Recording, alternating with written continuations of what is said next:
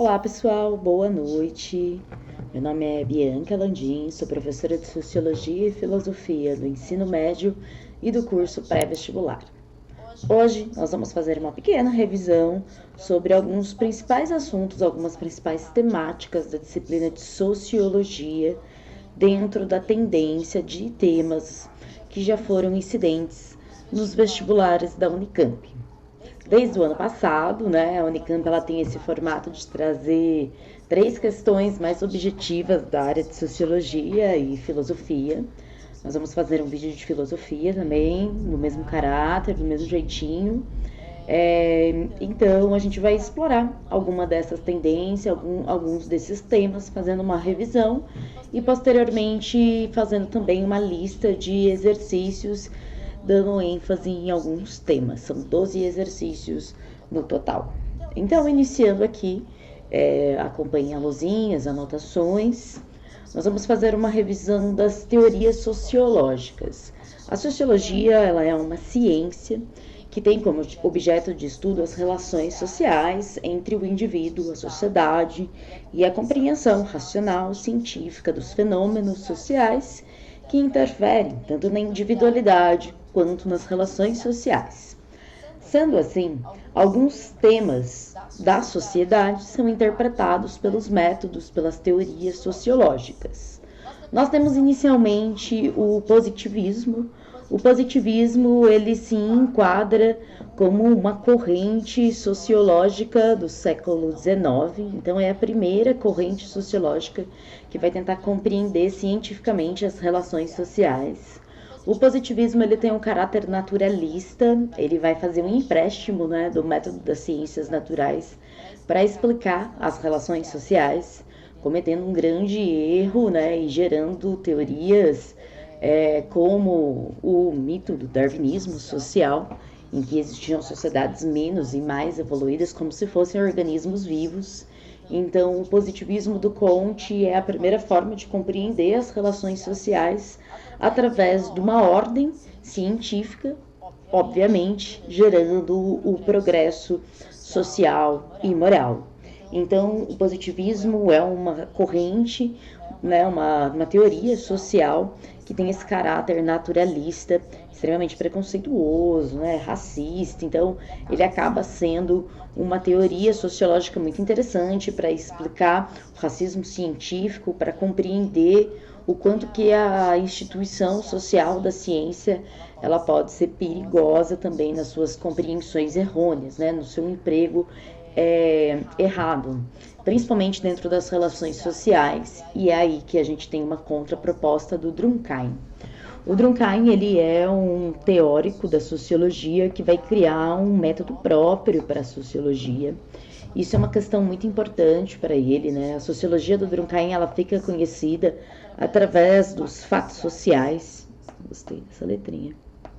Através dos fatos sociais, esse é o objeto dele de estudo. Fatos sociais que acontecem única e exclusivamente em sociedade. O fato social é uma tentativa, bem feita, de distanciar a sociologia dessa visão naturalista. Então, ele vai explicar as relações sociais com base nas regras, nas normas, nas coerções, na exterioridade das coerções e também no caráter genérico. Essas são as 3 características do fato social. A sociologia do Durkheim tem um caráter muito importante também, que é a compreensão da estrutura da sociedade por meio das instituições sociais, uma queridinha também aí dos vestibulares. As instituições sociais é um tópico de revisão breve, mas é muito interessante a gente ver essa abordagem do Durkheim, pois as instituições sociais elas são aí grupos normativos da sociedade que integram o indivíduo na sociedade para participar dela. Bom, uma outra teoria sociológica também do século XIX é a teoria do Max Weber, sociólogo da sociologia alemã compreensiva. O Max Weber ele tem um caráter de uma sociologia do indivíduo. O Weber ele vai tentar compreender o sentido que o indivíduo dá à sua ação vivendo em sociedade, enquanto o nosso amigo Durkheim, o Marx, tenta compreender o coletivo, né, tenta compreender a sociedade modificando o indivíduo, o Weber ele vai procurar o sentido que o indivíduo dá para a sua ação em sociedade. O Weber vai explorar muito o sentido da ação racional. Ele acredita que a compreensão da modernidade, do capitalismo, se dá através do processo de racionalização, gerando o desencantamento do mundo, a burocratização. Então é muito interessante a interpretação que o Weber tem, uma interpretação cultural, religiosa, do capitalismo moderno e também da abordagem compreensiva. Uma tendência também dos vestibulares na questão Weber é a sua compreensão do Estado, através da questão de que ele entende que o Estado ele tem o uso legítimo da violência como forma de manter a coesão, a harmonia da sociedade. Então ele vai falar de uma relação de homens dominando homens através do uso legítimo da violência física. É um caráter importante, uma compreensão importante desse mecanismo social que é o Estado, uma estrutura. Depois nós temos, obviamente, numa corrente crítica da sociologia, a crítica que o Karl Marx vai fazer do capitalismo industrial, né? É interessante a gente ver que esses sociólogos eles estão tentando compreender a nova sociedade capitalista do século XX. O Marx ele vai ser um crítico do capitalismo industrial e ele tende a compreender esse determinismo econômico da sociedade através do posicionamento do indivíduo em classes, né? Através da divisão da sociedade em duas classes antagônicas, que é a burguesia, que domina os meios de produção, e o proletariado, que vende a sua força de trabalho. Então, essa é uma interpretação materialista das relações sociais. As relações sociais, a consciência do indivíduo é determinada pelas relações de trabalho. Essa é uma questão muito importante no Karl Marx.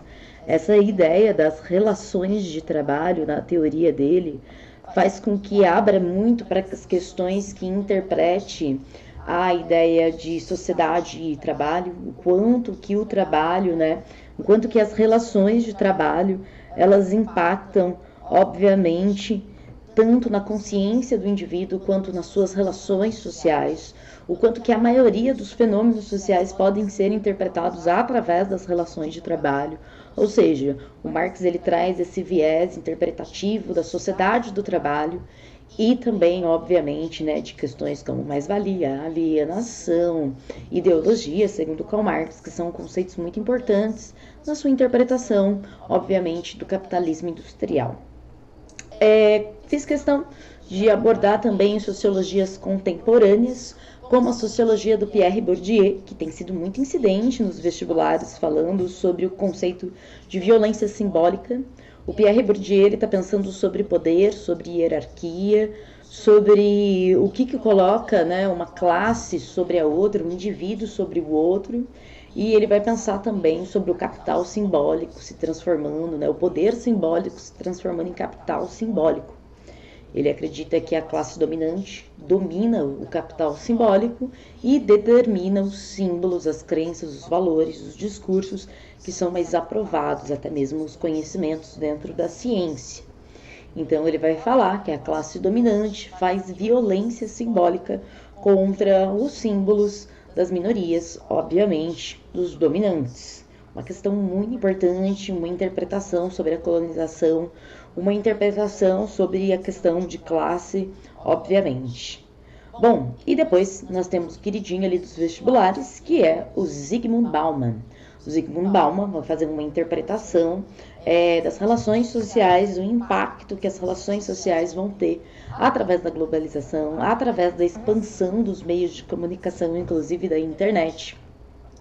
Ele vai falar sobre a dissolução dos laços sociais, a transformação, as mudanças que a gente vai vivenciar em decorrência do impacto, obviamente, das formas de comunicação, da dissolução desses laços e da transformação de diversos conceitos frente à modernidade, frente, obviamente, às novas formas tecnológicas de comunicação. Então, essas são teorias sociológicas, formas, né, interpretações, métodos que podem ser abordados dentro de questões. Eu acredito que nunca na Unicamp de forma muito objetiva, mas é interessante a gente ser norteado pelo objeto de estudo, pensar, né, nessa ideia dos fatos sociais, ação social, luta de classes. Fica aí essa dica de teorias sociológicas para a Unicamp 2023. Bom, a gente vai também agora para um outro tema incidente em vestibulares, que é o tema da estratificação social. Vivemos num mundo extremamente diferente, diversificado, cada um ocupa um lugar em sociedade. Todos os temas, quando a gente vai falar sobre política, sobre coletividade, universalização de direitos, a gente esbarra no tema da estratificação social.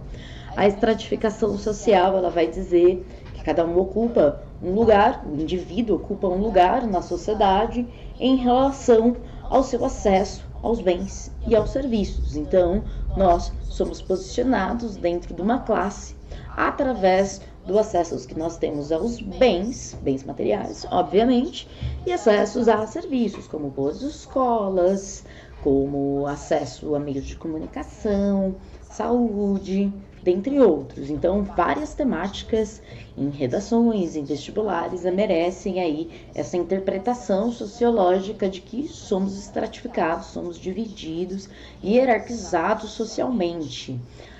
Somos separados em camadas, em estratos. Então, essa é uma questão muito importante para os vestibulares. Coloquei ali um conceito também muito importante dentro dessa temática, desigualdade social, estratificação social, que é a mobilidade social. A mobilidade social nada mais é do que a capacidade que o indivíduo tem de caminhar, obviamente, ascender, quem é que quer ficar pobre, ascender ou descender, obviamente, socialmente. Então, a questão da estratificação social e o conceito de mobilidade social, eles se relacionam. Muito interessante, obviamente, nessa temática de desigualdade social, de acesso a bens e serviços. Mobilidade social é a capacidade do indivíduo, lembrando, de caminhar entre os estratos. Nós temos algumas interpretações, né, de temática sociológica dentro dos métodos. Obviamente, a questão do Marx, falando do posicionamento desigual entre aqueles que têm os meios de produção, que é a burguesia, e o proletariado, que só tem a força de trabalho, essa desigualdade de classe econômica, obviamente. Nós temos depois uma continuidade dessa visão, desse determinismo econômico em Marx, que é a teoria do Weber. O Weber vai falar que muitas vezes não é só a sua renda que posiciona você em sociedade, o status, o seu posicionamento político, ele influencia também na classe que você ocupa em sociedade. Então, o Weber, ele fala que o que torna um indivíduo classe A não é apenas a sua renda, né? Não é apenas os seus bens e o serviço, mas também é a questão do privilégio, do status social que esse indivíduo ocupa em sociedade. Obviamente, ele vai falar sobre a questão da divisão, né, do posicionamento em relação à questão do partido, à questão do posicionamento, do direcionamento político. Ou seja, existem conceitos, né, que envolvem a teoria do Marx e do Weber, que empregam aí uma forma de classificar o indivíduo pertencente a uma classe. E nós temos também ali, dentro do assunto que é mobilidade social, que é a questão do capital cultural do Pierre Bourdieu. Ele fala que muitas vezes, né, um indivíduo, ele ascende socialmente e também não é apenas a sua renda que muda, bem também como o seu capital cultural. Mas ele vai falar também que muitas vezes a renda, a classe do indivíduo não muda, mas ele adquire capital cultural, como, por exemplo, fazer uma boa universidade, uma universidade de elite. Não faz a pessoa mudar de classe instantaneamente, porém, ela adquire esse capital cultural, esse poder cultural, né, do conhecimento da elite por meio das universidades. Então, são teorias sociológicas que interpretam essa temática da estratificação social. Bom, um tema mais presente que o ar é a questão da cultura. O tema cultura e sociedade exige que o aluno interprete as relações sociais através do viés cultural, através das crenças, dos hábitos, das práticas, dos ritos, dos mitos, da linguagem, né, do corpo, da dança, enfim. É importante que o aluno tenha definido essa questão aqui que eu anotei, que é o que é cultura. A definição de cultura é uma ideia muito importante, assim também como a interpretação científica, antropológica da questão do outro, da alteridade, como eu enxergo o outro através das correntes antropológicas. Primeiramente, a gente tem o evolucionismo, é a primeira corrente antropológica do século XIX, que vai também ter essa ideia maluca de explicar de uma forma natural o que é a cultura. Então ele vai falar que cultura era mediada pela razão, quanto mais racional, mais cultura tinha, quanto mais mágico e racional, mais instintivo e primário, né? Então ele vai falar sobre a ideia de que a cultura evolui do selvagem para o civilizado. Então ele vai fazer uma distinção de que cultura, né, é algo que evolui como se fosse um organismo vivo, explicando naturalmente a diferença cultural. Nós vamos ter aí uma visão, então, racial, preconceituosa, muito associada ao racismo científico, ao darwinismo social, ao imperialismo, né, dentro da ideia da justificativa das nações imperialistas para invadir os outros países. Uma resposta a esse método evolucionista é o relativismo. O relativismo cultural, ele vai falar que a cultura ela deve ser compreendida dentro do seu contexto, dentro das suas particularidades históricas, mediante seu tempo, mediante seu espaço. Então, relativismo cultural é sempre um papo muito importante, porque o relativismo cultural, ele gera diversidade, tolerância, é uma perspectiva, né, que carrega também uma crítica, que seria a relativização da própria violência. Bom, seguindo com os métodos antropológicos, nós temos também o funcionalismo, que enxerga a cultura mediante a sua função.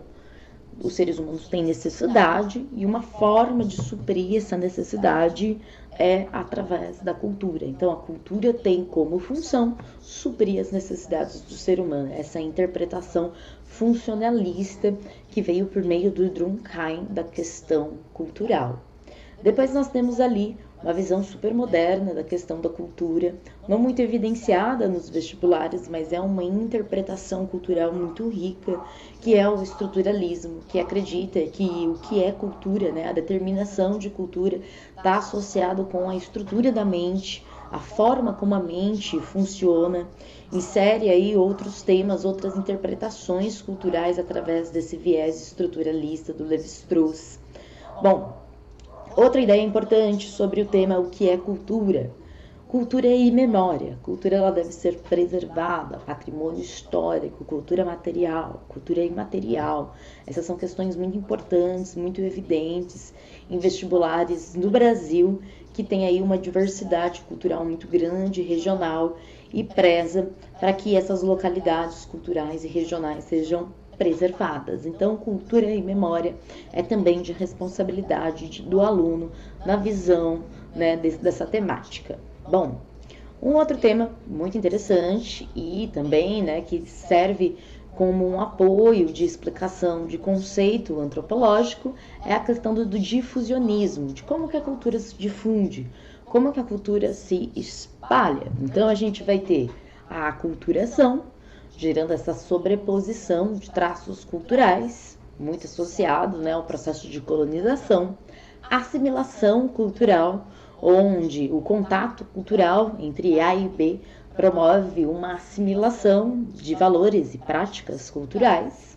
A apropriação cultural é uma forma natural, natural não, é uma forma normal de difusão cultural, ela sempre acontece, tem seu lado positivo e tem também seu lado negativo, quando a apropriação cultural tem a ver com a questão da mercantilização, quando a apropriação cultural ela faz uma inferiorização a algum símbolo de luta política de uma minoria étnica.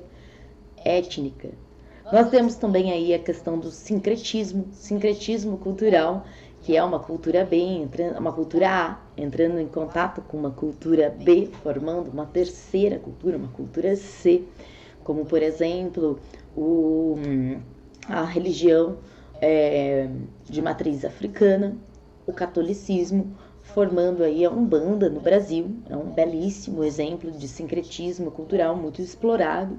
E nós temos também essa ideia de caracterização do multiculturalismo, que é a coexistência de diversos valores éticos, étnicos, culturais, práticas culturais diferentes, mas muito associado também à construção de políticas multiculturais, né, que trabalha essa ideia de diversidade cultural.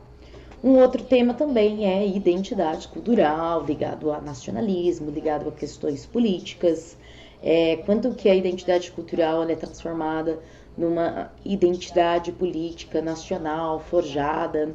Nós sempre falamos também sobre a questão da preservação da identidade cultural através, né, da preservação do patrimônio histórico.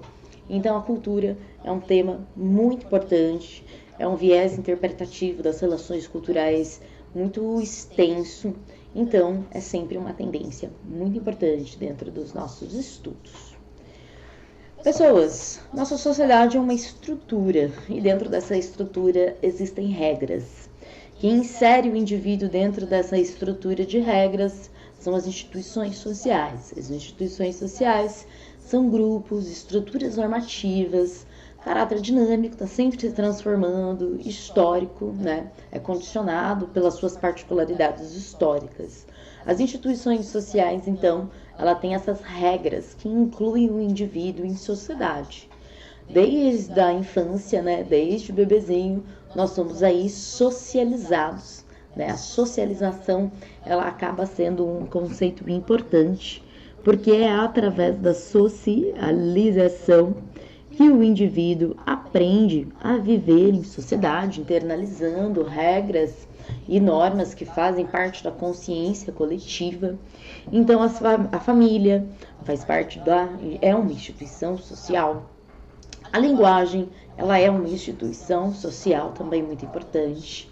Ela tem um mega caráter normativo, então você pode pensar a linguagem dentro desse conceito. Religião, a escola, o Estado, a economia fazem parte de exemplos de instituições sociais, uma forma muito interessante de entender as regras e as normas, a consciência coletiva, né? Essa característica muito importante da compreensão da vida em sociedade. Um tema explorado pelos vestibulares, né, uma questão mais temática, são as mudanças sociais. O que condiciona mudanças sociais? Revoluções, mudanças econômicas, políticas e, obviamente, mudanças sociais. Muito comum nos vestibulares explorar essa temática dentro do tema globalização, a ideia de que existem práticas que são globais e através da expansão dos meios de comunicação, da velocidade, do acesso a esses meios, nós temos aí essa identidade global, essa cultura global se instalando. Qual é o impacto disso nas relações sociais? É uma temática da sociologia. A ideia de que as mudanças sociais elas são condicionadas pelas transformações dos meios de comunicação. Isso é uma ideia muito importante. O meio de comunicação como um catalisador das transformações, das socializações, dos novos fenômenos sociais. Então aí, mudanças sociais acaba sendo um tema bem, vamos dizer assim, de recurso interpretativo, através de um texto, através de exercer do aluno essa capacidade analítica de analisar, obviamente, que houve uma mudança dentro da sociedade e das relações e da concepção de indivíduo.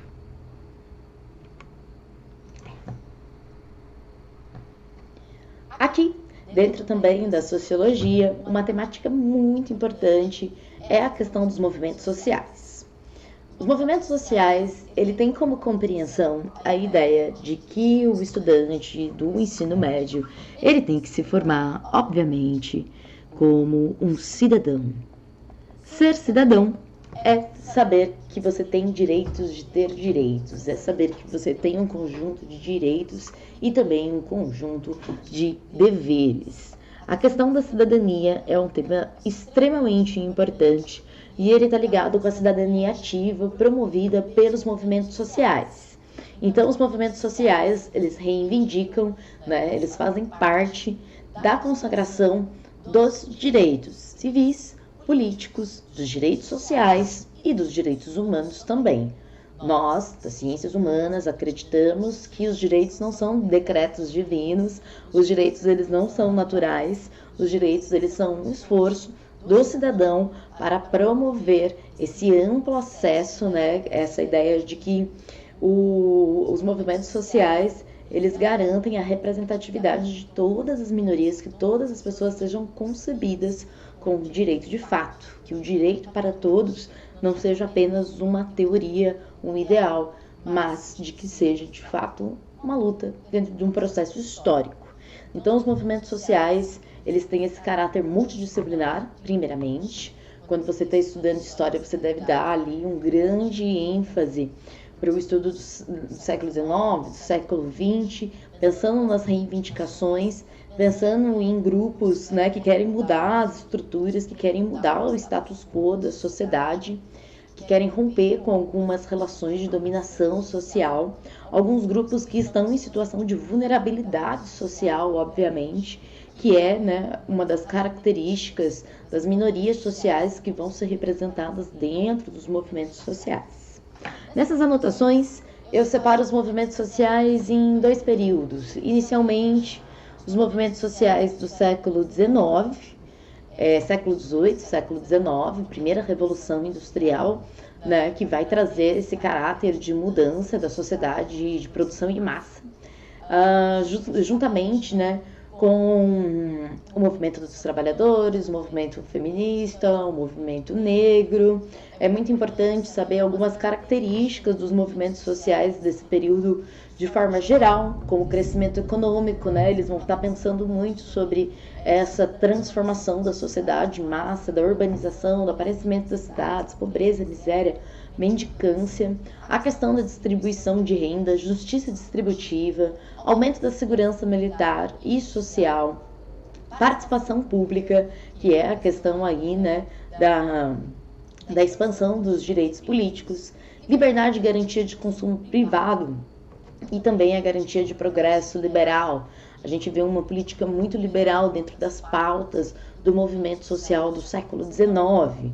Os movimentos sociais do século XIX funcionam muito dentro da ideia de formação de associações, de corporações, tendo a ideia de formações, né, de caráter partidário, de movimentos de caráter classista, obviamente como o movimento sindical e o movimento caracterizado como o movimento dos trabalhadores.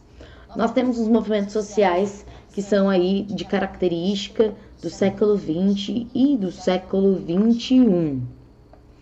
Os movimentos sociais do século XX e do século XXI têm um caráter diferente, né? Tem um pouquinho aí de pautas, novos atores sociais. Esse conceito é um conceito importante também. Não deixe perder a sua segurança na leitura da questão por causa desse conceito. Atores sociais, né? São aqueles que estão participando dessa luta pelo protagonismo político. Quem são essas pessoas?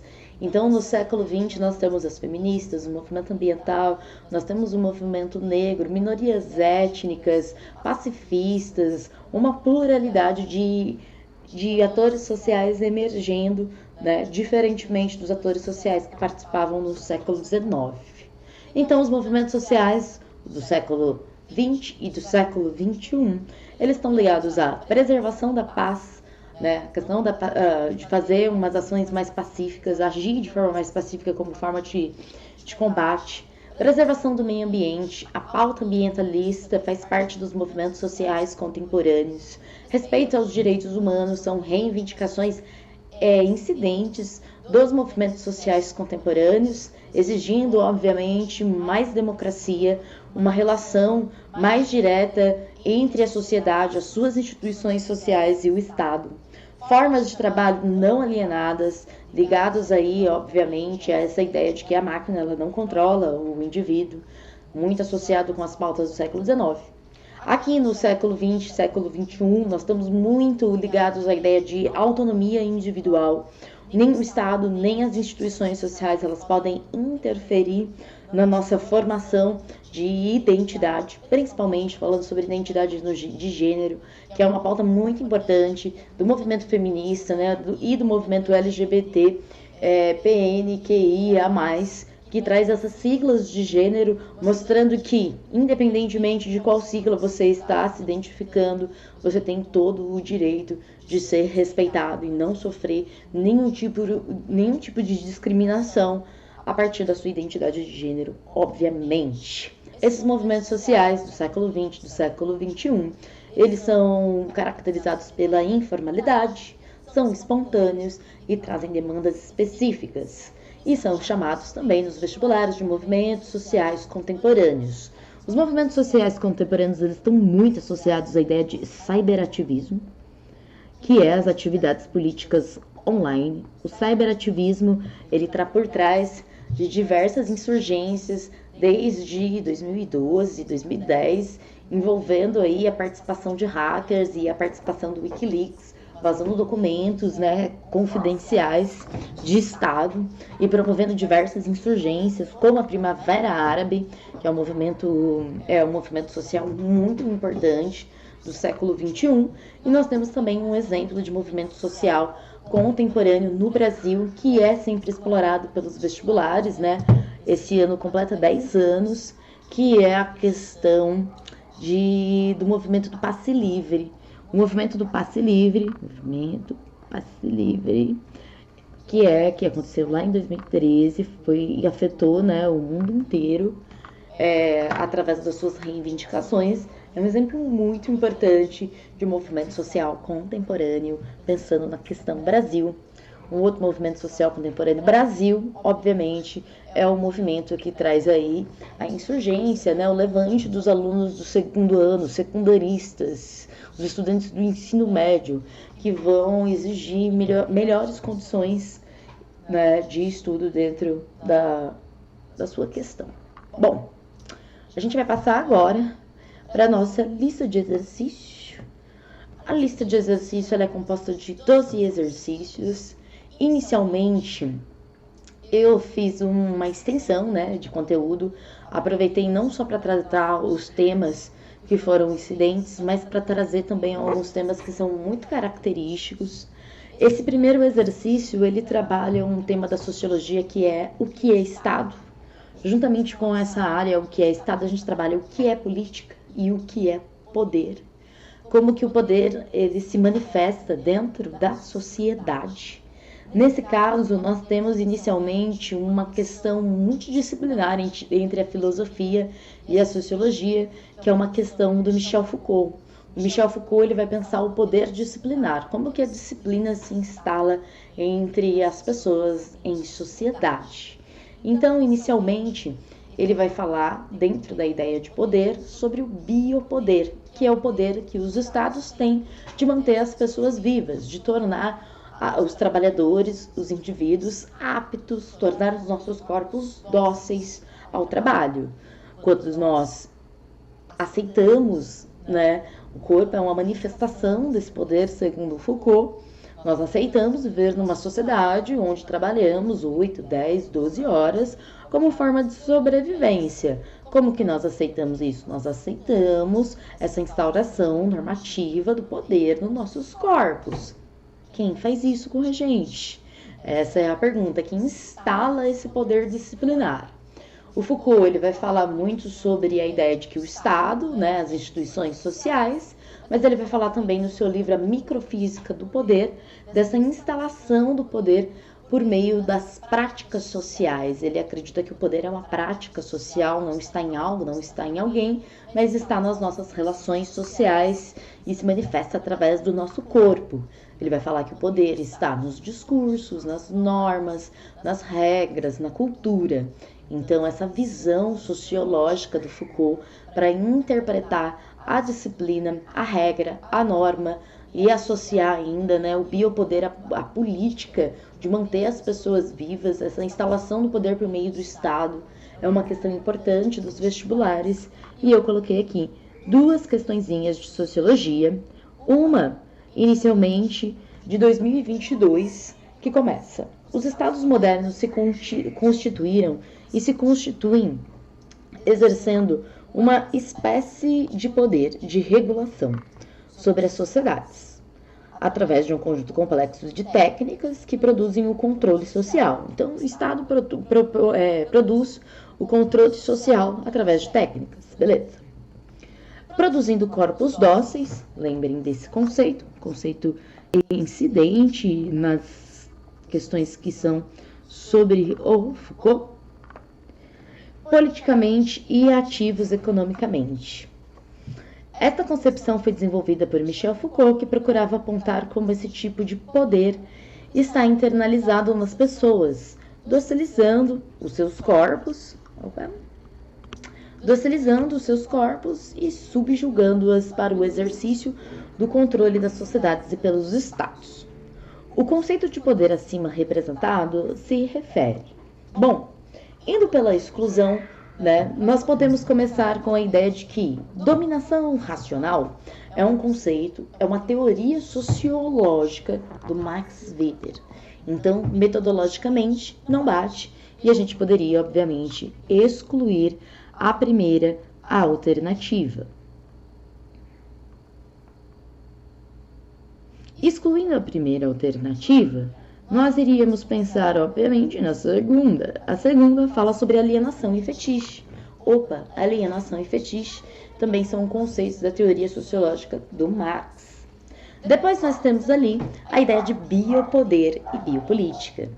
Obviamente, se o aluno está por dentro das questões do conceito, da sociologia, filosofia do Foucault, ele iria marcar essa alternativa como a alternativa correta. Então, o conceito de poder, a forma de poder descrito acima, aplicada pelos estados para regular os corpos das pessoas, para tornar ela politicamente e economicamente ativo, é o biopoder ou a biopolítica. Na alternativa D, nós temos o conceito de poder econômico. Poder econômico é uma forma de estabelecimento de poder através da renda do caboclo, daquilo que ele tem materialmente. Vamos lá ver um pouquinho também sobre como que foi abordado o tema do Foucault na questão da Unicamp do ano passado. Olha lá. De que se trata essa biopolítica, esse biopoder? A nova tecnologia do poder que se instala e se dirige à multiplicidade dos homens, não na medida em que eles se resumem em corpos, mas na medida em que ele forma ao contrário, uma massa global, afetada por processos de conjunto, que são próprios da vida, que são processos como o nascimento, a morte, a produção e a doença. É com o nascimento da biopolítica que se lança a mão da medição estatística desses fenômenos para fins de regulamentação e intervenção. Um novo tipo de poder que consiste em fazer, viver e deixar morrer. Então, ele explica inicialmente o conceito de biopoder da teoria do Foucault e vem com a pergunta: como a tecnologia de poder biopolítica se inscreve no corpo? Ou seja, como que nós podemos perceber a inscrição do biopoder segundo o conceito do Foucault? Se você fizesse uma leitura atenciosa, você ia ver que ele vai falar sobre a instalação desse biopoder, né? Não apenas nos indivíduos, não apenas nos corpos, mas o contrário, ele diz, numa massa global. Então, a gente tem que procurar ali nas alternativas, qual das alternativas fala sobre essa instalação da biopolítica, do biopoder na massa global. Então, primeiramente, fala sobre a questão individual, a gente iria excluir. Na D, fala sobre a família como um problema reprodutivo, apenas na família, né? Ele vai fazer uma redução. Então, a gente viu que não existe essa redução no texto, não precisa fazer essa inferência. Na escola, como um problema de disciplina apenas, também não. E a gente viu que é uma massa global. Sendo assim, se é uma massa global, nós podemos escolher a alternativa D, ou seja, a gente vai ver que a biopolítica ela se materializa na população como um problema político que dá para você justificar, obviamente, lendo o texto acima. Bom, vamos para a questão 3. A questão 3 é uma questão que fala de teoria sociológica, traz a teoria sociológica do Karl Marx. Começa assim. Karl Marx compreende o capitalismo como um modo de produção fundamentado na extração da mais-valia, oriunda da exploração do trabalho do proletariado pela burguesia. Contemporaneamente, o capitalismo assume uma forma específica de organização do trabalho. Então, hoje em dia, o capitalismo ele tem um jeitinho diferente de organizar o trabalho. E esse jeito ele é retratado no filme Eu, Daniel Blake. Esse filme ele apresenta como personagem principal um trabalhador que busca da sobrevivência em meio às suas relações de trabalho na sociedade contemporânea. No filme, o Daniel sofre um ataque cardíaco que impossibilita ele de trabalhar. E, ao mesmo tempo, ele impossibilita ele de trabalhar e ele encontra uma dificuldade em conseguir benefícios do governo devido à burocracia. Na contemporaneidade, tal como retratado no filme citado, o capitalismo apresenta as seguintes características. Essa é uma questão que vai pedir para o aluno interpretar qual política econômica que é relacionada com essa dinâmica de trabalho, em que o cara, por ficar doente, não consegue mais sobreviver, porque ele não trabalha. Então, a gente vai ver dificuldade de acessar benefício, INSS. Então, ele queria saber qual política econômica que gera esse problema. Você poderia, obviamente, ir pela exclusão, fazer um paralelo depois com a interpretação de texto, gerando uma segurança, obviamente.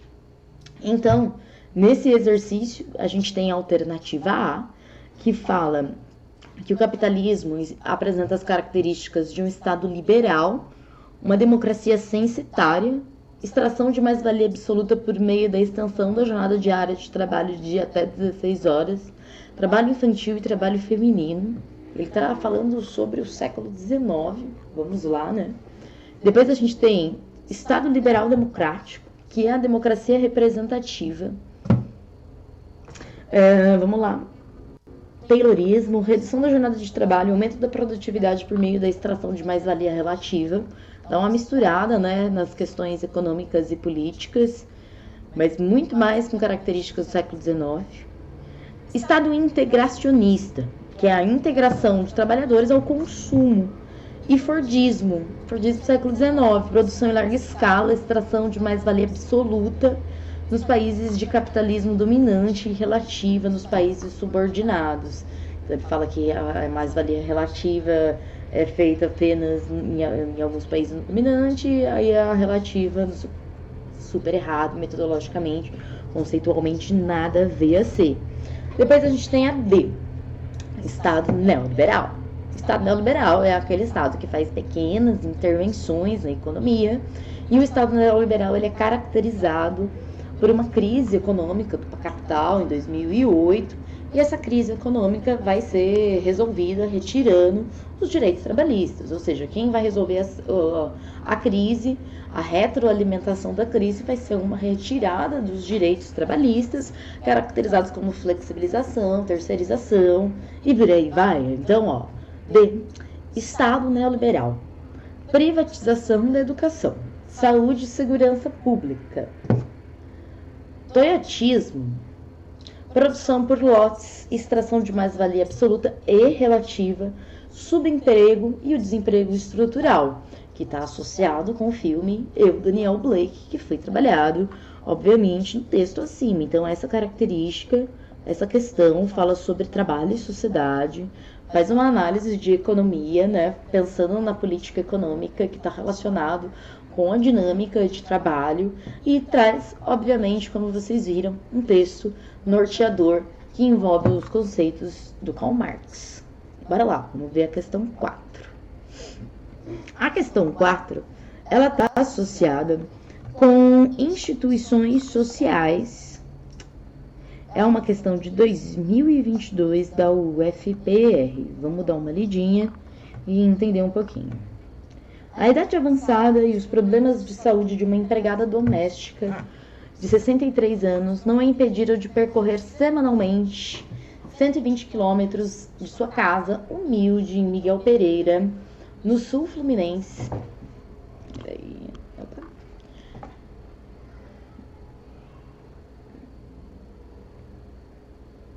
No sul fluminense até o apartamento onde trabalhava no Alto do Neblon, bairro Zona Sul do Rio, que tem o metro quadrado mais valorizado do país. A notícia do site UOL retrata a primeira morte registrada na pandemia no novo coronavírus. Uma senhora de 63 anos contraiu o vírus de sua patroa, que voltava da Itália para o Rio de Janeiro.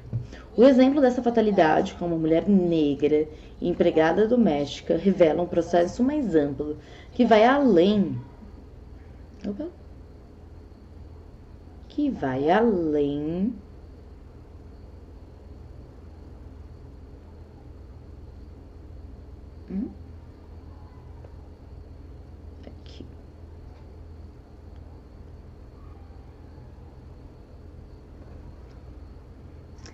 da pandemia, simboliza um cenário marcado por... Essa é uma questão, obviamente, que fala sobre uma divisão de classe, de raça, né? Associado à estratificação social. Estratificado de que o indivíduo está posicionado dentro de uma classe, e essa classe ela condiciona, né, a sua dignidade, seu bem-estar social.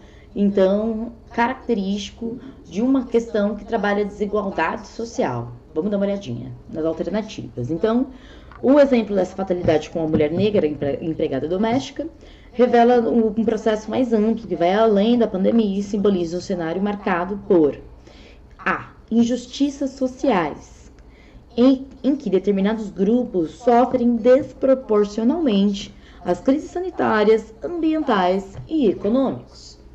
Dentro de uma mudança climática, dentro de cenas de pandemia, como a gente viu, quem vai sobreviver são os ricos. É uma questão de classe, é uma questão de acesso a bens e é uma questão de acesso a serviços.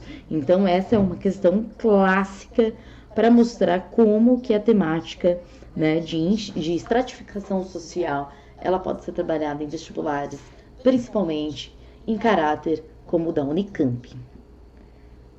Seguindo. Essa é uma questão de cultura e sociedade que fala da interpretação do universo dos símbolos, simbólico.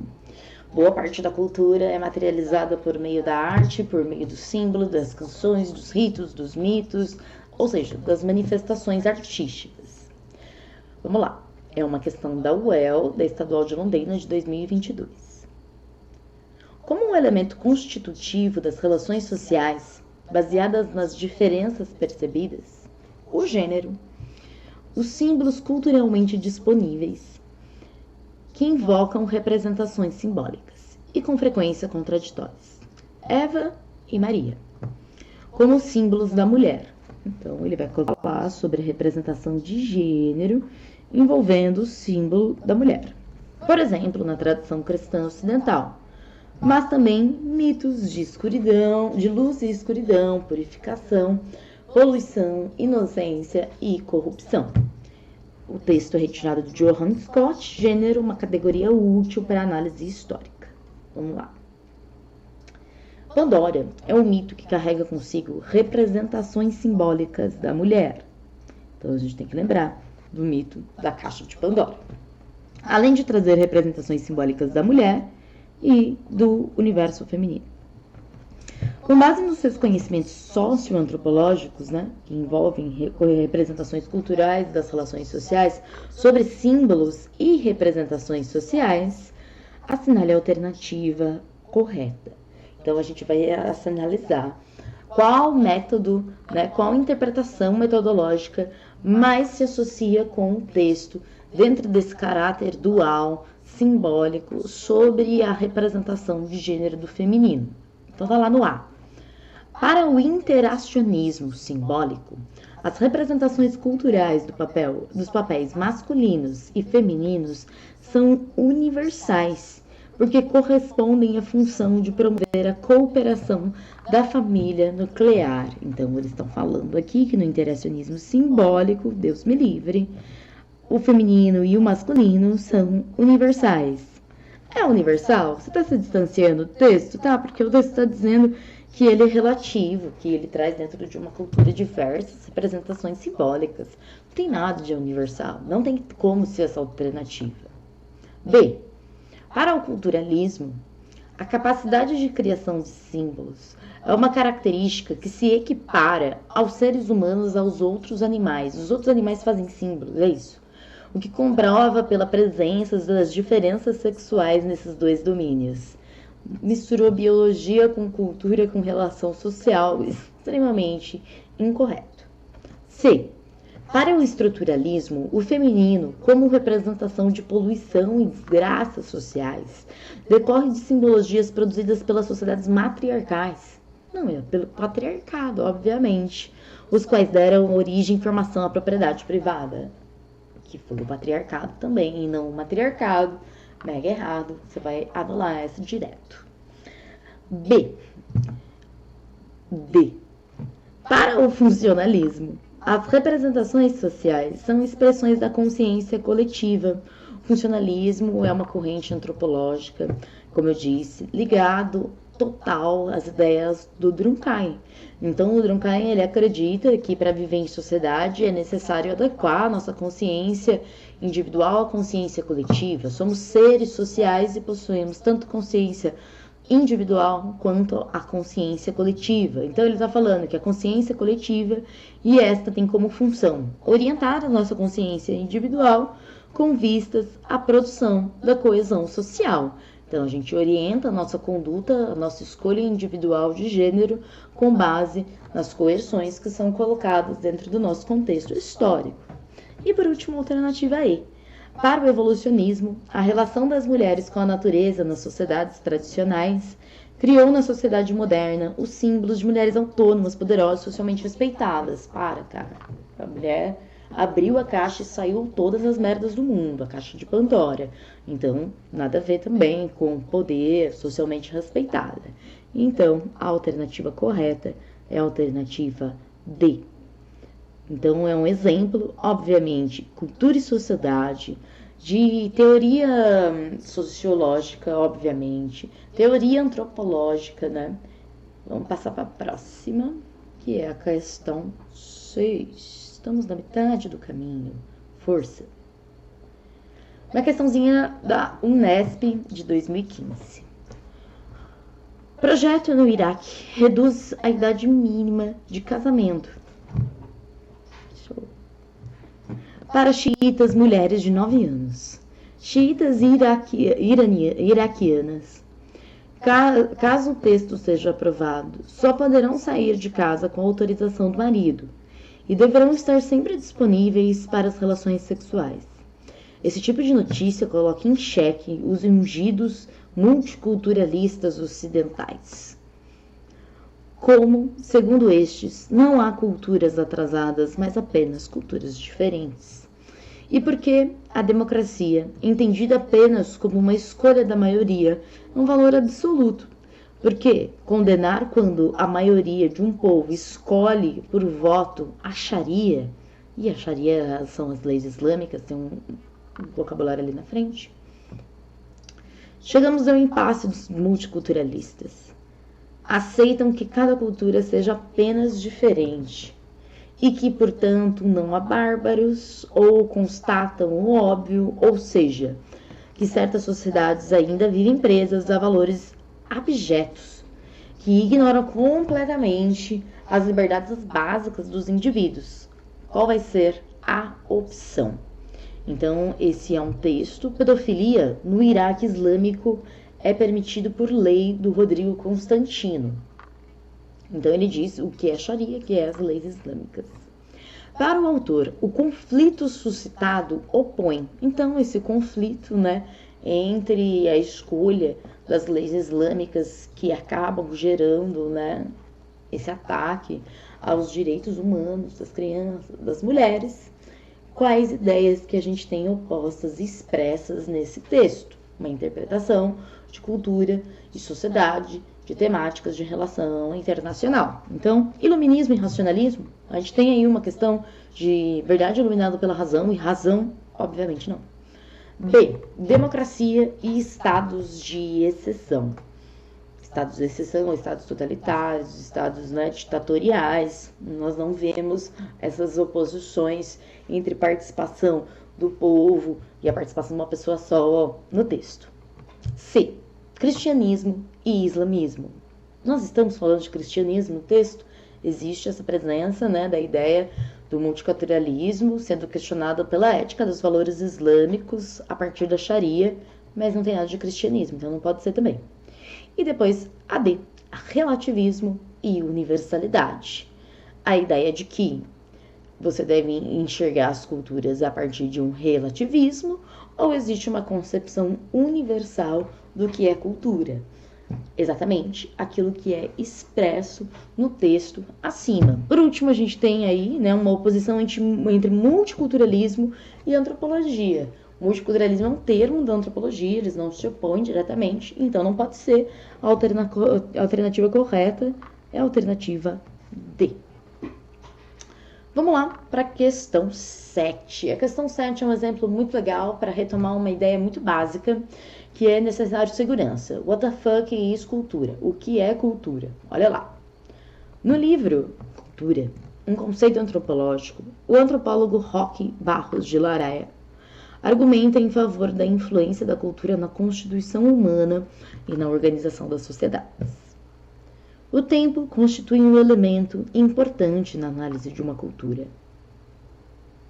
Nesse mesmo quarto de século, mudaram-se os padrões de beleza, regras morais que eram vigentes passaram a ser consideradas nulas.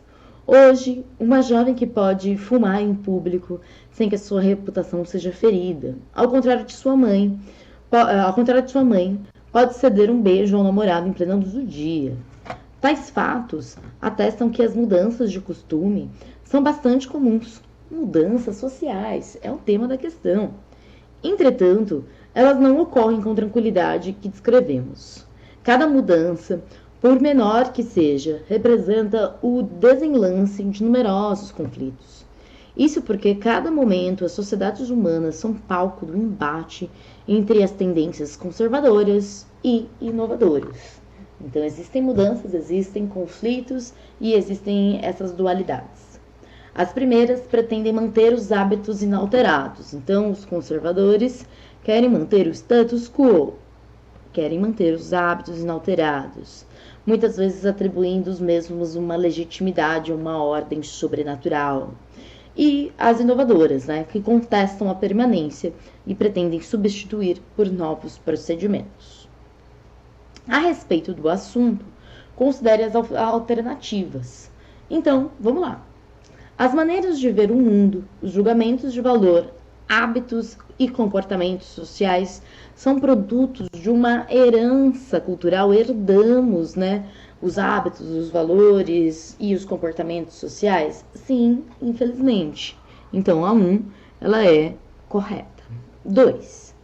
O caráter dinâmico da cultura e as tentativas de mudança nos costumes colocam em risco a preservação dos sistemas culturais? Não. A cultura muda e os sistemas culturais estão aí e ela não apresenta a mudança, um risco à cultura. Então, a gente cancelaria todas que tem a 2. 3. O etnocentrismo, uma ideia muito importante, né? Que está associado, obviamente, a uma visão de superioridade cultural, designa a tendência em considerar lógico e coerente apenas o próprio sistema cultural, atribuindo aos demais um grau de irracionalismo. E explicou completamente o conceito de etnocentrismo. E a 4. Os sistemas culturais de sociedades simples são estáticos, não mudam. E das sociedades complexas são dinâmicos. Poxa, não existem, né? Simples e complexos, super errado, 4. Então, a gente tem a alternativa correta da questão 7, apenas a B. Vamos ver? É isso mesmo, questão 7. Vamos passar para a próxima. Força, guerreiro. A questão 8 e a questão 9, elas trazem aqui 2 trechos do livro da Djamila Ribeiro, O que é lugar de fala. Então, muito importante, muito citada, essa filósofa brasileira, Djamila Ribeiro. Vamos lá. As experiências comuns resultantes do lugar social que é lugar de fala, impedem que a população negra acesse certos espaços. Quando falamos de direito à existência digna, a voz, estamos falando de locus, lugar social, de como esse lugar imposto dificulta a possibilidade de transcendência, de transcender, né, as estruturas racistas, obviamente. Absolutamente não tem a ver com uma visão essencialista de que somente o negro pode falar de racismo, por exemplo. Então, lugar social é aquele momento que você reconhece seu privilégio, da onde você fala, de que posição, qual classe, né, social você fala. Você reconhece os seus privilégios. Isso é o lugar de fala, e não a ideia de que você, por ser branco, não pode falar sobre racismo, você, por ser homem, não pode falar sobre feminismo. Um conceito muito importante, né, para estar presente em redações, para estar presente nas suas argumentações. Então, vamos lá. De acordo com a passagem acima e com a obra que foi retirada, locus social é o lugar. Então, qual é a definição de locus social? É um lugar escolhido voluntariamente por determinado grupo social com o seu lugar de fala. Acabou de falar, né, que não é uma visão essencialista, que somente o negro pode falar sobre essa temática. Depois, na B, define que é o lugar social, locus social, ele define quem tem o direito de falar sobre determinados assuntos. Mais uma vez, incorreto. C, que determina a essência de cada grupo social, contradizendo o texto. D, em que se abrem ou se restringem oportunidades a determinados grupos sociais. E aí, que assegura todo o grupo social uma existência digna. Então, o locus social, ele é aquela ideia em que você reconhece os seus privilégios, ou seja, o locus social é o lugar em que se abrem ou se restringem oportunidades a determinados grupos sociais. O locus social dos brancos é diferente do locus social dos negros. É interessante que a gente enxergue esse privilégio racial para poder combater o racismo, obviamente. Depois, a 9. O lugar que ocupamos socialmente nos faz ter experiências distintas, outras perspectivas. A teoria do ponto de vista feminista e o lugar de fala nos faz refutar uma visão universal de mulher e de negritude e outras identidades. Assim como faz com que os homens brancos que se pensam universais se racializem, entendam o que significa ser branco como uma metáfora de poder. O excerto aborda um conceito que propõe uma nova perspectiva de análise filosófica, sobretudo em relação. Então, qual é a questão filosófica, né? Qual é o conceito sobre essa nova perspectiva? Está falando, sobretudo, sobre a relação ao estabelecimento de uma ética plural, uma recusa às instituições políticas, ao reconhecimento de um eurocentrismo epistêmico, um eurocentrismo dentro do conhecimento, D, a negação das hierarquias sociais, e ele está falando, né, de uma análise filosófica sobre em relação à reconstrução de discursos de representação. Então, quando ela fala assim, que os homens brancos que se pensem universais se racializem, entendam que significa ser branco como uma metáfora de poder.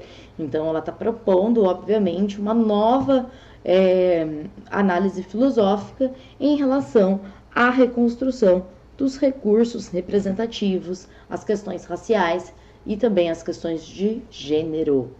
Questão excelente da Unesp e questão excelente também da UFPR de 2023. Uma outra questãozinha também aqui da Unesp do ano passado é uma questão que traz aí a sociologia, né, a temática da globalização por meio do Bauman, Zygmunt Bauman. Começa assim: a necessária redução do tempo é melhor alcançada se os consumidores não puderem prestar atenção ou concentrar o desejo por muito tempo em qualquer objeto. Isso é, se fossem impacientes, impetuosos, indóceis e, acima de tudo, facilmente instigáveis, e também se facilmente perderem o interesse, a relação tradicional entre necessidades e a sua satisfação é revertida. A promessa e a esperança de satisfação precedem a necessidade que se promete satisfazer e serão sempre mais intensas e atraentes que as necessidades efetivas. Então, a ideia, né, de que a gente vive na sociedade do luxo e não mais na sociedade da necessidade é exatamente isso. O luxo, né, a satisfação, a vontade do consumo antecede até mesmo aquilo que você quer e necessita comprar. A argumentação apresentada no excerto sobre o tempo do consumo expressa ações que são características de quem? Né? Quem é que apresenta essas características? Primeiro, ele está falando sobre os estados, as empresas transnacionais, as organizações interessadas nos acordos supranacionais pró-economia. Ele está falando da publicidade, do marketing, dessas estratégias corporativas que influenciam a nossa organização social. Ele está falando para as instituições financeiras, ONGs, agentes corporativos pautados na socialização e capitais. Ele está falando da didática, está falando para a neurociência sobre essa questão do tempo e do consumo, elementos empregados pelas empresas para a criação de novos produtos e da ciência e da tecnologia, campos de estudos que estão associados, né, e dedicados à erradicação das diferenças socioeconômicas. Jamais. A única alternativa possível associada à questão de consumo, né, luxo, necessidade e globalização é a alternativa B, que fala sobre a publicidade, marketing, estratégia das grandes corporações que influenciam na nossa organização social, afetando as nossas compulsões aí sobre o consumo. Bom, fiz questão também de trazer esse texto riquíssimo dessa escritora negra americana, filósofa, socióloga, pensadora, que é a Bell Hooks. A Unesp traz um texto da Bell Hooks que se chama O Feminismo é para Todo Mundo, Políticas Arrebatadoras. Dessas duas últimas questões, eu fiz questão de trabalhar a ideia de movimentos sociais. Então, a questão 11, ela inicia com uma temática feminista e depois ela faz a tendência para acesso aos direitos civis e depois nós temos a questão 12. A questão 12, ela fala sobre o movimento social contemporâneo LGBT, quem mais? Então vamos lá, dar uma lidinha na 11 e logo mais se despedir e finalizar essa aulaça.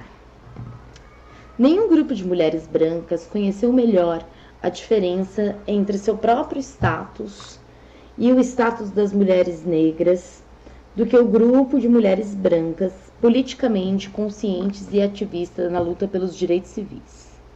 Ainda assim, várias dessas mulheres se deslocaram-se das lutas pelos direitos civis para as lutas pela libertação da mulher e lideraram um movimento feminista em que suprimiram e negaram a consciência sobre as diferenças que viram ou ouviram. Elas entraram para o movimento feminista apagando e negando a diferença, sem pensar em raça, gênero juntos, mas eliminando a raça e o gênero. Então, igualdade racial, igualdade de gênero, associada à ideia de direito civil, gente, igualdade perante a lei. Então, ao abordar os aspectos do movimento pelos direitos civis nos Estados Unidos da década de 60, o excerto aponta o insucesso das reivindicações de igualdade de raça e gênero e a persistência de padrões históricos de desigualdade na sociedade americana. B. Lamenta a ausência de uma história de mobilizações feministas e negras e de uma disposição das mulheres brancas para atuar em defesa das conquistas dos direitos sociais.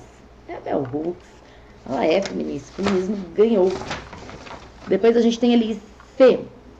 Esse texto, né, o excerto, ele identifica a ocorrência em paralelo de ações afirmativas das mulheres e dos negros e a falta de conexão entre esses dois campos de reivindicação dos direitos. Muito interessante essa daí. Então, ela faz um paralelo entre as ações afirmativas, que é a luta pelos direitos civis, tanto das mulheres quanto dos negros, e a falta de conexão entre esses dois campos. A D. Ela é caracterizada por uma mudança radical, porque passou a sociedade norte-americana do período e o nascimento de interconexões entre o movimento e o movimento negro e feminista. E enfatiza a importância da estratégia política do ativismo feminista e a sua inteligência sobre mobilizações posteriores às reivindicações de direito da população negra. Veja bem que esse daqui você vai fazer por exclusão, usando a interpretação de texto, obviamente. Então, ele está falando ali, ó, nenhum grupo de mulheres brancas conheceu melhor a diferença entre seu próprio status e o status das mulheres negras e do grupo de mulheres brancas politicamente conscientes e ativistas na luta dos direitos civis. A luta, as reivindicações do feminismo branco são diferentes das reivindicações do feminismo negro. Ainda assim, várias dessas mulheres se deslocam-se nas lutas pelos direitos civis para as lutas pela libertação da mulher, no geral, e lideram um movimento feminista em que suprimiram e negaram a consciência sobre a diferença em que existiam entre mulheres negras e as mulheres brancas. Elas entraram para o movimento feminista apagando e negando que existam realmente diferenças. Então, a gente tem aí uma questão, né, a alternativa mais correta desse exercício é a alternativa C. O excerto, ao abordar o movimento dos direitos civis nos Estados Unidos da década de 60, identifica a ocorrência de um paralelo das ações afirmativas das mulheres e dos negros e a falta de conexão entre esses dois campos de reivindicação, entre as mulheres negras e as mulheres brancas, obviamente. Então, não está lamentando sobre a ausência, não está apontando um insucesso como falar, não está sendo caracterizada por uma mudança radical e nem também fazendo uma ênfase nessa importância da estratégia, beleza? Então, você ia colocar a alternativa que melhor faz uma interpretação de texto do excerto acima, mas você tem que analisar qual é a oposição, qual é o embate que foi trabalhado no texto. Então, complicado, porém muito fazível por meio de interpretação de texto e depois pela exclusão. E vamos aí por último, né, suando aqui para chegar no finzinho dessa nossa revisão. Força, não forca. Força, foco e fé. Vamos fazer a questão 12 da Unicamp para encerrar essa nossa revisão. No Brasil, um exemplo de história que precisa ser narrada é a dos movimentos em defesa dos direitos, que hoje reconhecemos como o movimento LGBTQIA+. Dois movimentos eclodiram como ato de resistência em plena ditadura civil-militar, marcada pela repressão e pelos ideais conservadores. Naquele contexto, a busca por diversidade passou a ser compreendida como um dos elementos fundamentais. Então, a busca por visibilidade passou a ser compreendida como um dos elementos fundamentais para a conquista da cidadania. Entre outras coisas, os ativistas defendiam que os direitos políticos, sociais e civis tornam-se socialmente legítimos para os cidadãos quando envolvem o direito aos meios de comunicação e à livre expressão. A partir da leitura do texto, assinale a alternativa correta acerca da historicidade dos movimentos políticos e identitários e as estratégias que esses movimentos políticos têm como ação. Então, esses movimentos eclodiram na segunda metade do século XX, foram perseguidos e silenciados pela ditadura militar. É interessante. E retornaram à cena pública após a instauração do regime democrático. Não, eles surgiram durante a ditadura militar, como diz o texto, né? Então, não tem nada a ver após. É isso que elimina. A B. Por sua capacidade de obter alcance social, desde a década de 1970, as mídias são ferramentas para a construção de uma cidadania plena, sendo a busca por visibilidade, portanto, uma das estratégias de ação do movimento LGBTQI+. Essa alternativa ela tem tudo a ver com o texto, né? Ele fala da questão da visibilidade, fala que é uma das estratégias de ação, aqui ó, nesse contexto, busca por visibilidade, conquista da cidadania. A gente tem que saber o contexto que é a década de 70, que é uma expansão dos meios de comunicação, obviamente. Então, na questão 12, a corretíssima é a alternativa B. Por que não as outras? Vamos lá, o Brasil do século XX construiu-se como uma democracia racial. Democracia racial é aquele conceito, um mito da democracia racial de Gilberto Freire, nada a ver com a questão do LGBTQI+, né? E D, na atualidade, a onda de crimes de homofobia e transfobia estimularam o movimento LGBTQI+, a reverter a pauta da visibilidade dos sujeitos, tornando a militância mais... tem a ver, né? A visibilidade, ela já traz a ideia da questão da intolerância e da discriminação. Bom, pessoas, eu espero que tenha ajudado vocês essa nossa revisão. Eu espero que você tenha segurança e tranquilidade para fazer essa grande prova e esse vestibular incrível que é a Unicamp. Boa prova para você e até mais. Valeu!